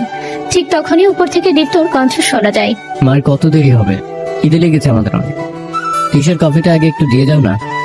দীপ্তর মা অশ্রুসিক্ত চোখে একবার উপরের দিকে তাকায়, একবার নিজের পোড়া হাতের দিকে তাকায়। ওনার তখন পুরোনো দিনের কথা মনে পড়ে যায়, যখন নদী দীপ্ত বলছিল ও নিজের হাতে সব কাজ করত। সকাল সকাল উঠে রান্না করত, ওনাকে একদম নিজের মায়ের মতো যত্ন করত, কোনো কাজ করতে দিত না, তার বদলে শুধু একটু ভালোবাসা চাইতো। কিন্তু উনি কখনোই নদীকে নিজের মায়ের মতো ভালোবাসেনি। উল্টো সব সময় ওর দোষ ধরতো, সব সময় ওকে অপমান অপদস্থ করত। তারপরে নদী কোনোদিন ওনার প্রতি কঠোর হয়নি, সব সময় মায়ের মতো সেবা যত্ন করে গেছে। আর আজকে তৃষা ওনাকে দিয়ে কাজ করাচ্ছে, আর পাশাপাশি ওনার ছেলেও বইয়ের পক্ষ নিয়ে ওনাকে দিয়ে কাজ করাচ্ছে। উনি এখন নিজের ভুলটা বুঝতে পারে, তারপরেও নিজের ইগোর জন্য উনি নদীর প্রতি করা ওনার অন্যায়গুলোকে ঠিক মনে করেন। চোখের পানি মুছে আবারও নাস্তা বানিয়ে উপরে নিয়ে যান। দীপ্ত, তোর সাথে আমার কিছু কথা আছে। বলো। দেখ বাবা, আমার বয়স হয়েছে, আমার পক্ষে এখন 3 বেলা রান্না করা সম্ভব না। তো তুমি কি চাও তৃষা রান্না করো? না, তা বলিনি। দেখ, আগে তো সবার জন্য নদী রান্না করতো, আর এখন আয়ান তো ওকে আমাদের জন্য রান্না করতে দিবে না। ওরা তো আলাদা খাচ্ছে, তাই আমি বলি কি, তুই একটা কাজের লোক রাখ আমাদের রান্না বান্না আর সব কাজের জন্য। আপনি কি পাগল হয়েছেন মা? এখন একটা কাজের লোক রাখতে গেলে কত খরচ আপনি জানেন? তাছাড়া আপনার এখন বয়স হয়েছে, এতদিন শুয়ে বসে তো শরীরের সব হাড়ের জং ধরে গেছে। এই বয়সে মানুষ সারাদিন কাজ কাম করে ভিতরে থাকলে তবেই না সুস্থ থাকবে। হ্যাঁ মা, তৃষা তো ঠিকই বলেছে, যত কাজ কামের ভিতর থাকবা তত দেখবা শরীর সুস্থ আছে। আর তাছাড়া আয়ন আমাকে এখন গুনে গুনে 30,000 টাকা বেতন দেবে বলে দিয়েছে। আগে সংসারের সব খরচ তো ও চালাতো, তাই আমার বেতন নিয়ে কোনো সমস্যা ছিল না। কিন্তু এখন এই 30,000 টাকার ভিতরে আমাকে সবকিছু সামলাতে হবে। ও সংসার খরচের জন্য আর কোনো টাকা এক্সট্রা দেবে না বলে দিয়েছে। এর ভিতরে কাজের লোকের জন্য এক্সট্রা টাকা খরচ করতে বলো না তো। দীপ্তর কথা শুনে মায়ের বাড়ি একটা বড় ছটকা খায়। উনি কখনো আশাই করেননি দীপ্ত এমন কিছু বলবেন। ওনার পায়ের নিচ থেকে যেন মাটি সরে যায়। উনি আর নাস্তা না করে সেখান থেকে নিজের রুমে চলে আসেন। তারপরে ওনার চোখ থেকে পানি ঝরতে থাকে। উনি পুরোনো দিনের কথাগুলো মনে করেন, যখন বাড়িতে কাজের লোক থাকতেন উনি নদীকে দিয়ে সব কাজ করাতেন, আর নদীও চুপচাপ সবকিছু করতো ভালোবেসে। ও কখনোই ওনার কোনো কথার অবাধ্য হয়নি, সবসময় ওনাকে মায়ের মতো সেবা যত্ন করে গেছে। আর তার বিনিময়ে উনি সবসময় নদীকে অত্যাচার করেছেন। আজ এই মুহূর্তে দাঁড়িয়ে উনি নিজের ভুলটা বুঝতে পারেন। উনি অঝরে কান্না করতে থাকেন আর ভাবেন নদীর কাছে গিয়ে নিজের ভুলের জন্য করা সমস্ত ক্ষমা চাইবেন। নদী, বিকেলে রেডি হয়ে থেকো, আজকে তোমাকে নিয়ে একটু বাইরে যাব। কোথায় যাবে আবার? একটু শপিং এ যাব, টুকটাক কেনাকাটা আছে কিছু, আর সিনেমা দেখতে যাব। ঠিক আছে, আমি রেডি হয়ে থাকবো। যদিও আমার ইচ্ছা ছিল না আজকে অফিসে যাওয়ার, কিন্তু একটা আর্জেন্ট মিটিং আছে আর কিছু মানুষকে তাদের আসল জায়গা দেখানোর আছে, সেজন্য আমাকে আজকে অফিসে যেতে হবে। তুমি দুপুরে খেয়ে নিও, আমার আস্তে আস্তে বিকাল হবে। আর হ্যাঁ, ওদের থেকে সাবধানে থেকো। তোমার আমাকে নিয়ে এত চিন্তা করতে হবে না। আমি এখন আর সেই আগের নদী নেই যে ওরা আমাকে সহজে কাবু করে ফেলবে। তুমি চিন্তা করো না আমাকে নিয়ে, আমি সামলে নেব সবটা। আচ্ছা, তোমার জন্য লাঞ্চ প্যাক করে দেবো, তুমি খাবে কি দুপুরে? আমি বাইরে খেয়ে নেব। আর তাছাড়া তোমাকে নিয়ে চিন্তা করবো না তো কাকে নিয়ে চিন্তা করব? আমার লাইফে তুমি ছাড়া এখন আর ইম্পর্টেন্ট কেউ নেই। ইম্পর্টেন্ট? আয়নের মুখে নিজেকে ওর জন্য সবচেয়ে গুরুত্বপূর্ণ জানতে পেরে নদী খুব খুশি হয়। ও এক পলকে আয়নের দিকে তাকিয়ে ভাবতে থাকে ও কারোর জন্য খুব ইম্পর্টেন্ট, যে কিনা ওকে নিয়ে চিন্তা করে, ওর কথা ভাবে, ওর কেয়ার করে। নদী এসব কিছু ভাবতে থাকে। তখনই আয়ন নদীর মাথার পিছন থেকে নিজের ডান হাত নিয়ে নদীর মাথাটা নিজের ঠোঁটের কাছে নিয়ে আসে। তারপর নদীর কপালে একটা আলতো চুমু খায়। নদী চোখ বন্ধ করে অনুভব করে আয়নের ছোঁয়া। যেটার ভিতরে নেই কোনো কামকতা, আছে শুধুই মমতা। নদীর কাছে আয়নের এই ছোঁয়া খুবই ভালো লাগে। আয়ন নদীর কপাল থেকে নিজের ঠোঁটটা সরিয়ে নদীর গালে নিজের 2 হাত রেখে বলে, আমার এই ছোট ছোট স্পর্শগুলোকে খারাপভাবে নিও না প্লিজ। এগুলোকে ভালোবাসা চিহ্ন হিসেবে মনে করো। আসছি, নিজের খেয়াল রেখো। আয়ন বেরিয়ে যেতেই নদীর শাশুড়ি ও রুমে আসে। এই সময় নিজের শাশুড়িকে রুমে দেখে নদী কিছুটা অবাক হয়। ও মনে করে ওর শাশুড়ি হয়তো ওকে আবারও উল্টাপাল্টা কিছু বলতে এসেছে। কিন্তু নদী সম্পূর্ণ অবাক করে দিয়ে নদীর শাশুড়ি এসে নদীর এক হাত ধরে বলেন, নদী, মা পারলে আমাদের ক্ষমা করে দিও। আমি জানি আমি যা করেছি তার ক্ষমা অযোগ্য। সব সময় তোমাকে কষ্ট দিয়েছি, অনেক অন্যায় অত্যাচার করেছি, তবুও বলি যদি পারো তো আমায় ক্ষমা করে দিও। নিজের শাশুড়ির মুখ থেকে এমন কথা শুনে নদী একেবারে অবাক হয়ে যায়। ও আশাই করতে পারেনি ওর শাশুড়ি কখনো ওর থেকে ক্ষমা চাইবে। ও নিজের কানকে বিশ্বাস হয় না, তবু নিজেকে কিছুটা ধাতস্থ করে নদী ওর শাশুড়িকে বলে, মা আপনি এসব কি বলছেন? আপনি আমার বড়, আপনি আমার কাছে কেন ক্ষমা চাইছেন? কম অত্যাচার তো আর তোমাকে করিনি, সেই জন্য আজকে আমার এই দশা। আল্লাহ আমাকে আমার সকল পাপের শাস্তি দিচ্ছে, তুমি দয়া করে আমাকে ক্ষমা করে দাও মা, না হলে যে আমি মরেও শান্তি পাবো না। নদী ওর শাশুড়িকে ধরে বিছানায় বসাতে যায়। তখনই খেয়াল করে ওর শাশুড়ির হাতটা পোড়া। নদী ব্যস্ত হয়ে বলে, এ কি মা, আপনার হাত পুড়লো কিভাবে? হাতটা তো অনেক পুড়ে গেছে, এতটা কিভাবে পুড়লো? এসব এখন আর কিছুই না, সামনে যে আরো কত কিছু হবে। সবই আমার কপাল, বুঝলে? এতদিন তোমাকে যা যা অত্যাচার করেছি এখন সবটাই ফেরত পাচ্ছি। প্রকৃতি একটা নিয়ম আছে না, অন্যের সাথে অন্যায় করলে নিজেকেও সেটা ভোগ করতে হয়। আপনি কি বলছেন এসব? আমি কিছুই বুঝতে পারছি না। আপনি আগে আসুন তো আমার সাথে, এখানে বসুন। আপনার হাতে তো অনেকটা পুড়ে গেছে, আগে এখানে মলম লাগিয়ে নিন। নদী পরম মমতায় ওর শাশুড়ির হাতে পড়ে যাওয়ার জায়গায় মলম লাগিয়ে দেয়। ওর শাশুড়ি এক নজরে নদীর দিকে তাকিয়ে থাকে। আজকে উনি বুঝতে পারে নদী আসলে সবসময় ওনাকে কতটা ভালোবেসে এসেছে, যার বিনিময়ে উনি শুধু নদীকে অবজ্ঞা করেছেন। ওনার নিজেই কৃতকর্মের জন্য নিজেকে আজকে নিজের কাছে খুব ছোট মনে হতে থাকে। ওনার চোখ দিয়ে পানি পড়তে থাকে। উনি নদীর মাথায় নিজের অন্য হাত বুলিয়ে দেন। এই প্রথমবারের মতো নদীর শাশুড়ি ওর মাথায় হাত বুলিয়ে দেয়। নদী অবাক চোখে ওনার দিকে তাকায় আর বলে, মা কি হয়েছে আপনার? আপনি কান্না করছেন কেন? আর আপনার হাতে বা এতটা পড়লো কিভাবে?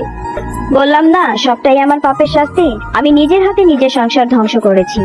আমার সাজানো গোছানো সংসার খাল কেটে কুমির এনেছি, রান্না করতে গিয়ে হাত পুড়ে গেছে। আপনি কেন এই বয়সে রান্না করতে গেছেন?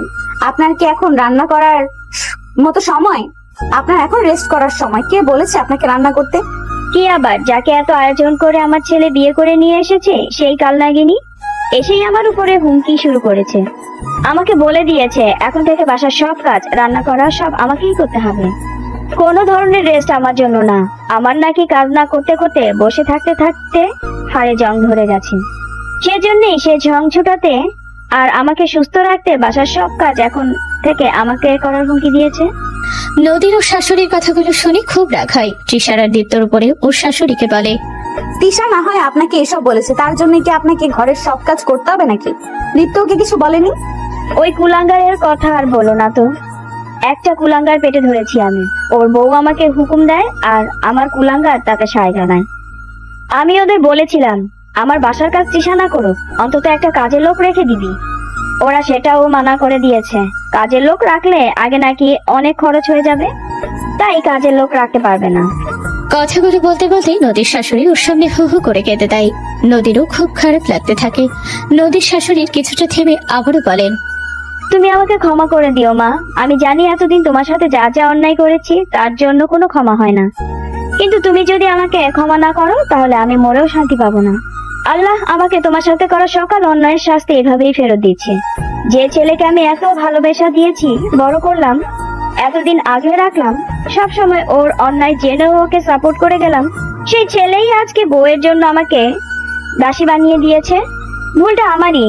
আমি তোমার মতো খাঁটি রত্ন রেখে কয়লার দিকে হাত বাড়িয়েছিলাম, সেজন্যই জ্বলন্ত কয়লায় আজকে পুছি আমি। সেই সময় থেকে কি ক্ষমা করে যাচ্ছেন বলুন তো? আপনি আমার মা, আপনি কেন আমার কাছে ক্ষমা চাইছেন? আপনি আমার কাছে ক্ষমা চেয়ে আমাকে লজ্জিত করবেন না। আপনার করা কোনো কিছুই আমি মনে রাখিনি। আপনার করা শাসনগুলো আমি ভালোবাসা হিসেবেই ধরে এসেছি। আমার নিজের মা থাকলে কি আমাকে শাসন করতো না নাকি? তাই দয়া করে আমার কাছে ক্ষমা চেয়ে আমাকে ছোট করবেন না। নদী ওর শাশুড়ির চোখের পানি মুছিয়ে দেয়, তারপর আবারও বলে, মা আপনাকে একটা কথা বলি। দেখুন, ওরা যেহেতু আপনার সাথে এমন আচরণ করছে, আমার মনে হয় না দীপ্ত এখন আর আপনার পক্ষ নিয়ে কথা বলবে। আপনার যদি কোনো সমস্যা না থাকে তাহলে আপনি এখন থেকে আমার আর আপনার ছোট ছেলের সাথে খাবেন। আপনার এখন রেস্ট করার সময়, ঘরের কাজ বাজ করতে গেলে আপনি আরো অসুস্থ হয়ে পড়বেন। তাই আমি বলি কি, আপনি ওদের সাথে এখন থেকে আর খাবেন না। ওদের সাথে না খেলে ওরা নিশ্চয়ই আপনাকে আর কাজ করতে বলবে না। আপনার সমস্ত দায়িত্ব এখন থেকে আমাদের।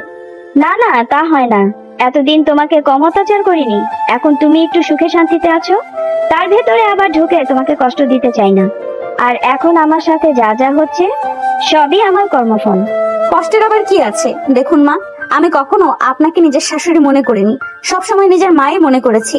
আর নিজের মায়ের সেবা যত্ন করায় কষ্টের কি আছে? আমি যেটা বলেছি সেটাই হবে।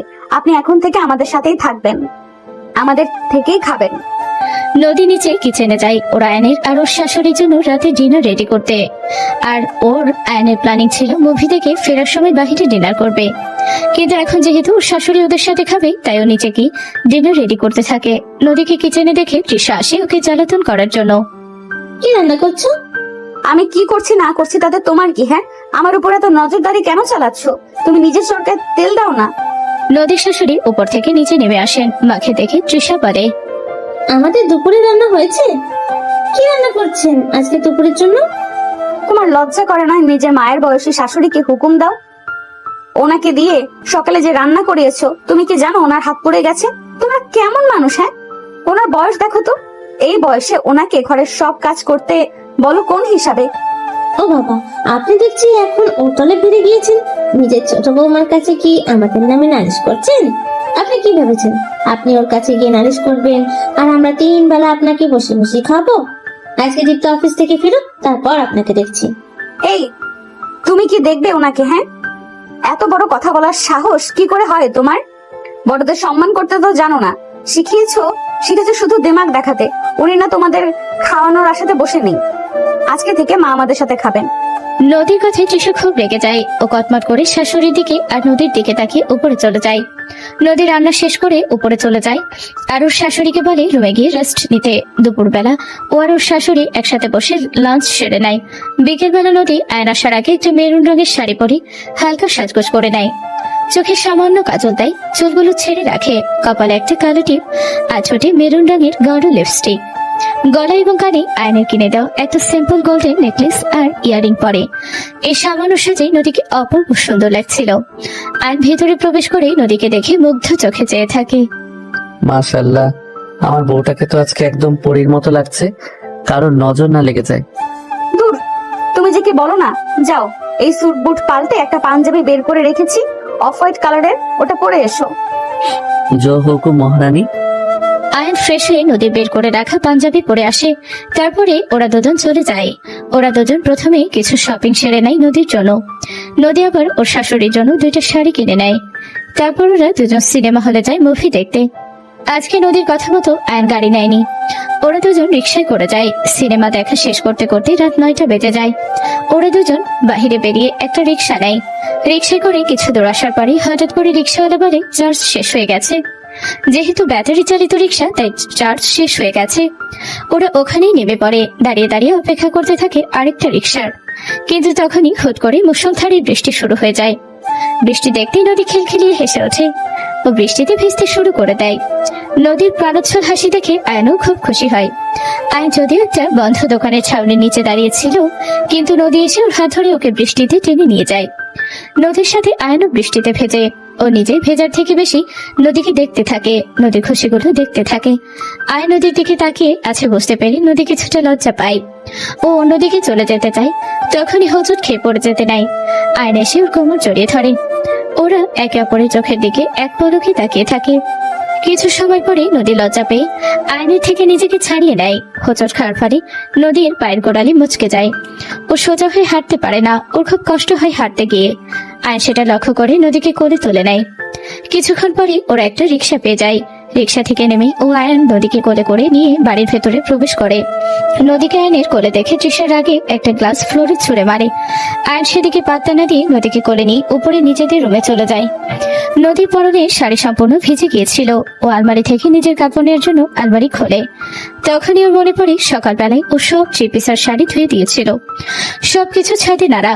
যাওয়ার সময় ওর শাশুড়িকে বলে যায়নি যে ছাদে কাপড় মেলা, তার মানে বৃষ্টিতে সব ভিজে গেছে। নিজের বোকামের কথা চিন্তা করে নদী জিভে কেটে কামড় মারে।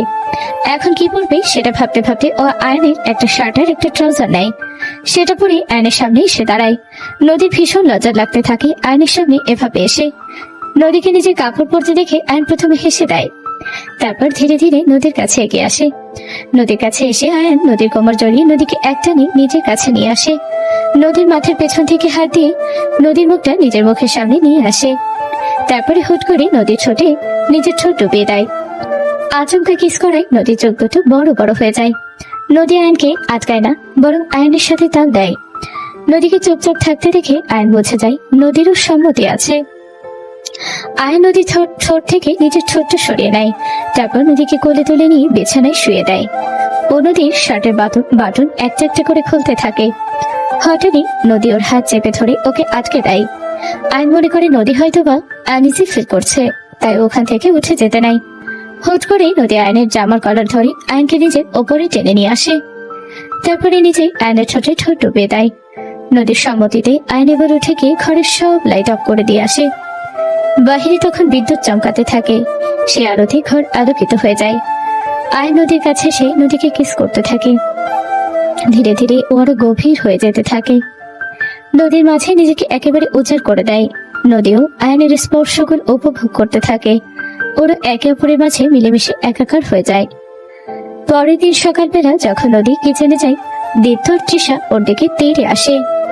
তার লাগে তুই আমার জীবন তো ধ্বংস করে দিয়েছি, এখন আমার চাকরিটাও খেয়ে ছাড়লি। আমার বাবার এতদিনে তিলে তিলে গড়া কোম্পানিটা ধ্বংস করে দিলি? তো লজ্জা করলো না এটা করতে? সকাল সকাল তোমরা দুজনে এসব কি ফালতু বকছো? দেখো, তোমাদের সাথে ফালতু বকবক করার মতো সময় আমার হাতে নেই। আমার নাস্তা তৈরি করতে হবে আমার হাজবেন্ড আর শাশুড়ি মায়ের জন্য। আমার সামনে থেকে সরো। তুই বুঝতে পারছিস না নাকি বুঝেও না বোঝার ভান করছিস? আজব তো, তখন থেকে কি বোঝার কথা বলছো বলো তো? আমি বলছি, ওরা কি বলছে? আয়ন পকেটে হাত গুজে ওপর থেকে নিচে নেমে আসতে থাকে। ও ঠোঁটে লেগে থাকে একটা ঠান্ডা হাসি। ও নিচে নেমে আসতে দীপ্ত আর তৃষা নদীর থেকে দূরে সরে দাঁড়ায়। আয়ন নিচে এসে নদীর দিকে তাকিয়ে বলে, দীপ্ত ভাইয়ের চাকরিটা আর নেই। ও আগে আমাদের অফিসের অ্যাকাউন্ট ডিপার্টমেন্ট সামলাতো, কিন্তু আমি আগের দিন দেখলাম হিসাবে কিছু ভুলচুক আছে। প্রায় 10 কোটি টাকার মতো গরমিল আছে। ইনভেস্টিগেশন চলছে। যতদিন না প্রমাণিত হবে এই টাকার বিষয়টার সাথে ভাইয়ার কোনো সম্পর্ক নেই, ততদিন পর্যন্ত ভাইয়াকে চাকরি থেকে বরখাস্ত করা হয়েছে। আর যদি প্রমাণ হয় টাকাগুলো ভাইয়াই সরিয়েছে, তাহলে তার জন্য ভাইয়াকে উপযুক্ত শাস্তি পেতে হবে। আর তৃষার বাবার কোম্পানি? তৃষার বাবার কোম্পানি থেকে আমরা বিভিন্ন বিল্ডিং এর জন্য কনস্ট্রাকশনের আইটেম নিতাম। রড, সিমেন্ট, ইট, এগুলো সব ওর বাবার কোম্পানি থেকেই সাপ্লাই করা হতো। কিন্তু মাঝে আমাদের একটা কনস্ট্রাকশন সাইটের বিল্ডিং ধসে পড়ে।